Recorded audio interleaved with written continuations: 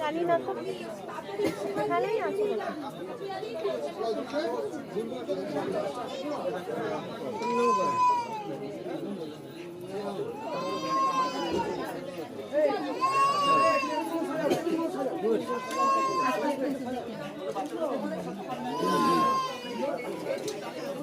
এইটা তুমি দাও তোমার দেবো এখানে পয়সা